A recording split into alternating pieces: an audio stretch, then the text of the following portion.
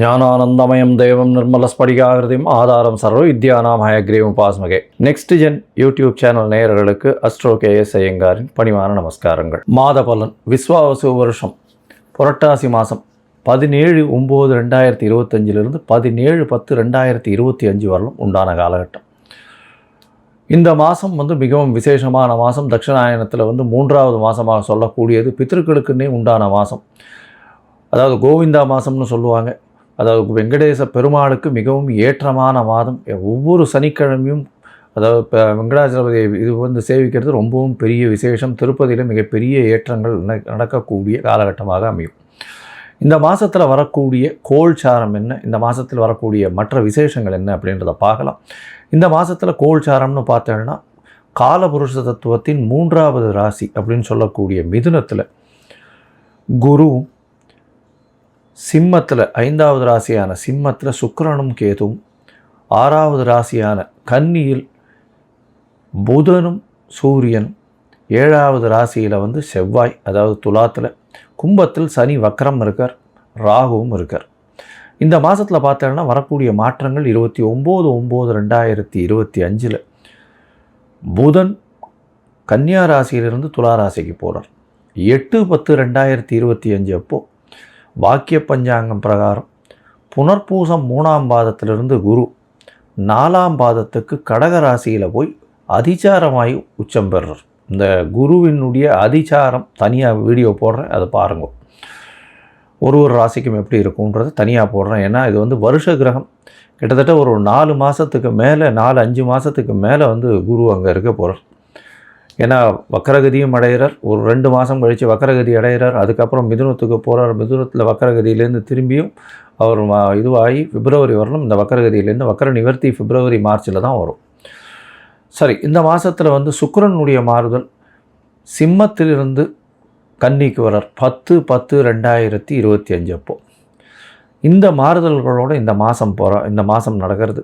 இந்த மாதத்தில் வரக்கூடிய விசேஷ நாள் அப்படின்னு சொல்லும் பொழுது 21ஆம் தேதி மகாலய அமாவாசை, அதாவது பித்திருக்களுக்கு தர்ப்பணம் கொடுக்க வேண்டிய நாள். அதாவது தை அமாவாசை, மாலை அமாவாசை, ஆடி அமாவாசை இதெல்லாம் ரொம்பவுமே பிரசித்தி பெற்றது. இந்த அமாவாசைகளில் நிச்சயமாக பித்திருக்களுக்கு உண்டான அதாவது கர்மங்களை செய்யக்கூடியதும் அதுக்கு இப்போ உண்டான கோவில்களுக்கு சென்று வருவதும் மிகவும் முக்கியம். அன்றைக்கி பித்திருக்களுக்கு உண்டான விஷயங்களை மட்டும்தான் செய்ய வேண்டும். புதுசாக ஆரம்பிக்கிறோம், ஏதாவது ஒரு வியாபாரம் ஆரம்பிக்கிறது, படிப்பு ஆரம்பிக்கிறது, அந்த மாதிரியெல்லாம் பண்ணக்கூடாது. அன்றைக்கி பித்திருக்களுக்குன்னு சொல்லக்கூடிய நாட்கள். அதனால் அதற்குண்டான விஷயங்களை மட்டும்தான் செய்ய வேண்டும். அதாவது சாப்பாடு தானம் கொடுக்கலாம். ஏழை எளியவர்களுக்கு அன்னதானம் கொடுக்கறது ரொம்பவும் விசேஷம். இந்த மாதத்தில் பார்த்தாலே நவராத்திரி வருது. பெரிய விசேஷமான அதாவது இந்தியாவில் மிகவும் பிரசித்தி பெற்ற 9 நாட்கள் 9 அதாவது பெண் தெய்வத்தை வைத்து அதாவது வணங்கக்கூடிய காலகட்டம். ஒரு 9 நாட்களும் சரி மிகவும் ஏற்றமான காலம். முதல் 3 நாட்கள் பார்வதிக்கும், அடுத்த 3 நாட்கள் லக்ஷ்மிக்கும், அடுத்த 3 நாட்கள் சரஸ்வதிக்கும், 9 நாட்கள் மிகவும் ஏற்றமான காலம். கடைசி 9வது நாள் சரஸ்வதி பூஜை, அதாவது ஆயுத பூஜை இதெல்லாம் வரும். அது அதாவது 1/10/2025 அன்றைக்கி சரஸ்வதி பூஜை, ஆயுத பூஜை சொல்லுவாங்க. விஜயதசமி எல்லாவற்றிலும் வெற்றி கிடைக்கக்கூடிய நாள் அப்படின்னு சொல்லக்கூடியது. அன்றைக்கி புதிதான விஷயங்களை ஆரம்பிப்பது ரொம்பவும் நல்லது. அந்த வெற்றி கிடைக்கக்கூடிய நாள் 2/10/2025 புதுசாக எந்த ஒரு விஷயத்தையும் தொடங்கிறதுக்கு ஆரம்பிக்கிறதுக்கு ஏற்ற நாள். இதை தவிர பார்த்தாலேனால் 2/10 அன்றைக்கி அக்டோபர் 2 சொல்லக்கூடியது காந்தி ஜெயந்தி, நம்மளுடைய தேசப்பிதாவினுடைய அதாவது பிறந்த தினமாக சொல்லக்கூடியது காந்தி ஜெயந்தி. ஸோ அதனால் அதுவும் ரொம்ப விசேஷம். தேசத்திற்காக பாடுபட்டவர், தேசத்தின் சுதந்திரத்திற்காக பாடுபட்டவர். இந்த மாதத்தில் பார்த்தாலேயானால் மேஷம் முதல் மீனம் வரை ஒரு ராசிக்காக என்ன மாதிரியான ஏற்றங்கள், என்னென்ன விசேஷங்கள், மாற்றங்கள் இருக்குது அப்படின்றத பார்ப்போம்.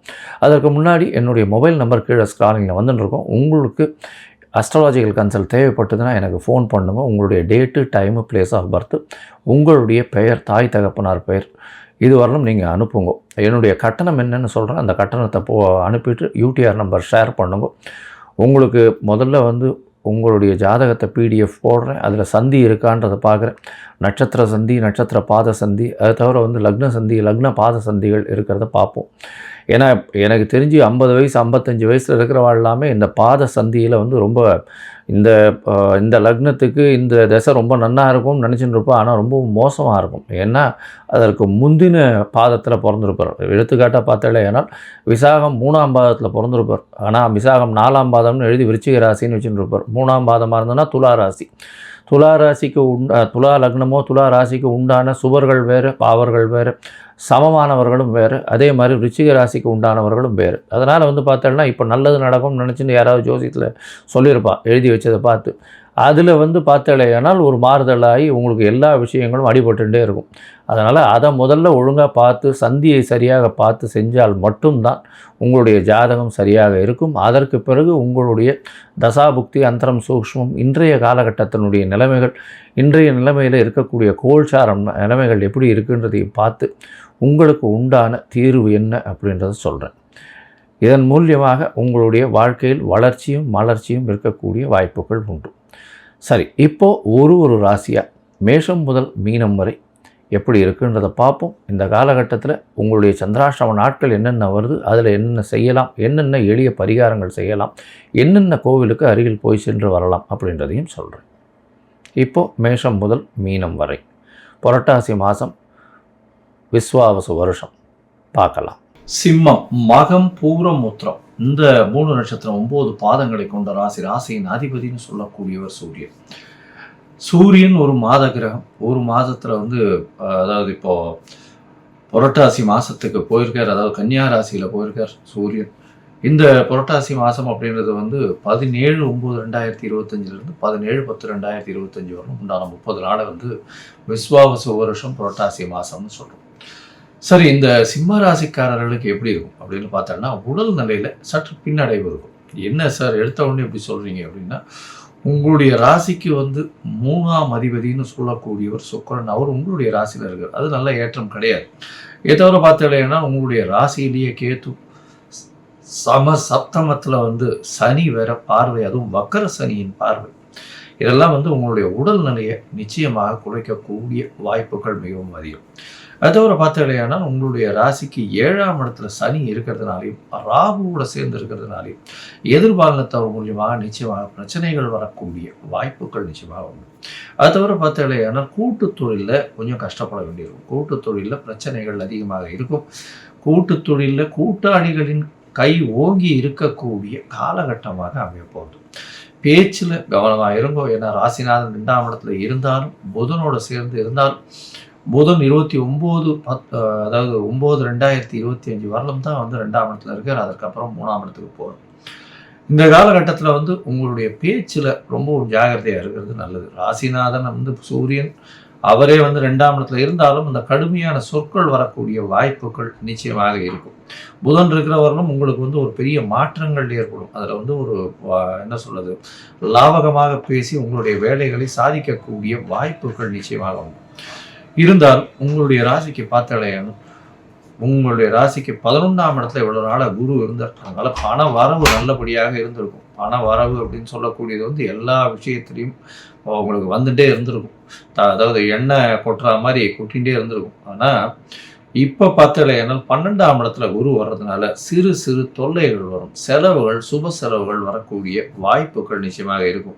வெளிநாடு போகக்கூடிய வாய்ப்புகள் நிச்சயமாக இருக்கும். ஏன்னா 12ஆம் இடத்துலேருந்து குரு 8ஆம் இடத்தையும் பார்க்குறார். அதனால் வெளிநாடு, வெளியூர், வெளிமாநிலம் செல்லக்கூடிய வாய்ப்புகள் நிச்சயமாக கிடைக்கும்.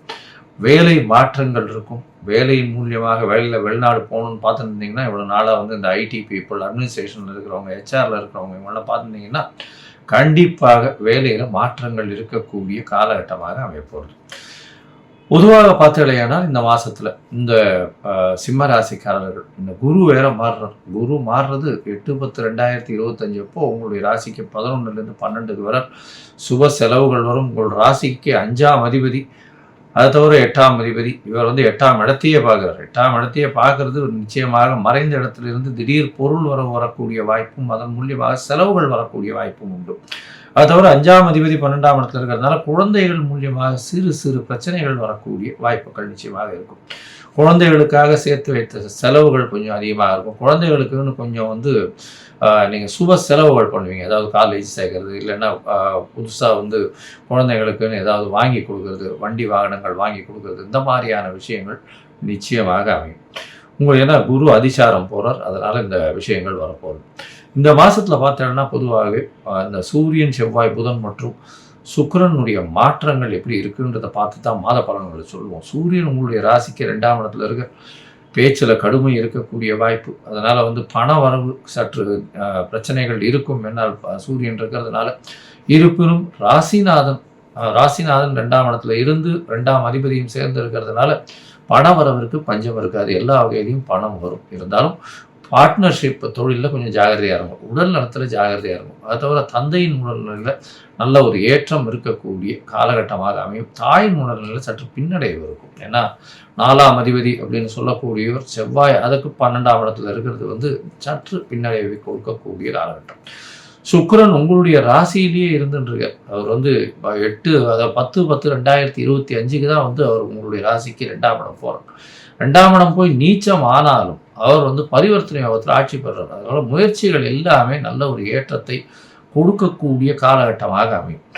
என்னதான் இருந்தாலும் உங்களுடைய ராசிக்கு சப்தமத்தில் சனி பகவான் இருக்கிறது அந்த அளவு பெரிய விசேஷத்தை கொடுக்காது. சப்தமத்தில் சனி பகவான் இருந்து உங்களுடைய ராசியை பார்க்கறதுனால உடல் நலத்தில் எப்படி இருந்தாலும் பிரச்சனைகள் வந்துட்டே தான் இருக்கும். ஜாக்கிரதையாக இருக்கிறது ரொம்பவும் நல்லது. சரி, இந்த மாதத்தில் பார்த்தீங்கன்னா உங்களுடைய முயற்சிகள் எல்லாமே நல்லபடியாக இருக்கும்னு சொல்லிட்டோம். இருந்தாலும் முயற்சிகளுக்காக, அதாவது சில நாட்களை தள்ளி வைக்கிறது நல்லது. அது சந்திராஷ்டம நாட்கள்னு சொல்கிறோம். இந்த சந்திராஷ்டம நாட்கள் உங்களுடைய ராசிக்கு பார்த்தாலேயானால் 5/10/2025 7/10/2025 வரலும் உண்டான நாட்கள். இந்த நாட்களில் வந்து புதிய முயற்சி வேண்டாம், வெளியூர் வெளிமாநில பிரயாணம் வேண்டாம்னு சொல்கிறோம். ஒருவேளை பண்ண வேண்டி இருந்ததுன்னா அருகில் இருக்கக்கூடிய சந்திரமௌலீஸ்வரர் கோயிலுக்கு போயிட்டு வாங்க. அது வந்து உங்களுடைய சந்திரனுக்கு உண்டான சந்திரமௌலீஸ்வரர் கோயில் திங்கட்கிழமை போயிட்டு வாங்க. நல்ல ஒரு ஏற்றம் கொடுக்கும். உங்களுடைய சந்திராஷ்டமத்தின் தாக்கத்தை நிச்சயமாக குறைக்கும். இதை தவிர இந்த மாதத்தில் பார்த்தடையானால் உங்களுடைய தசாபுக்தி அந்தரம் சூக்ஷ்மம் கொஞ்சம் சுமாராக இருந்ததேயானால் இந்த காலகட்டத்தில் நீங்கள் கண்டிப்பாக உங்களுடைய ராசிக்கு வந்து அருகில் இருக்கக்கூடிய லக்ஷ்மி நரசிம்மர் ஆலயத்துக்கு போயிட்டு வாங்க. லக்ஷ்மி நரசிம்மர் ஆலயத்துக்கு போயிட்டு வர்றது உங்களுக்கு ஒரு பெரிய ஏற்றத்தையும் மாற்றத்தையும் கொடுக்கும். அங்கே வந்து துளசி மாலை போடுங்க, பானகம் சேவ் பண்ண சொல்லுங்க. பெரிய ஏற்றம் கிடைக்கக்கூடிய வாய்ப்புகள் நிச்சயமாக உண்டு.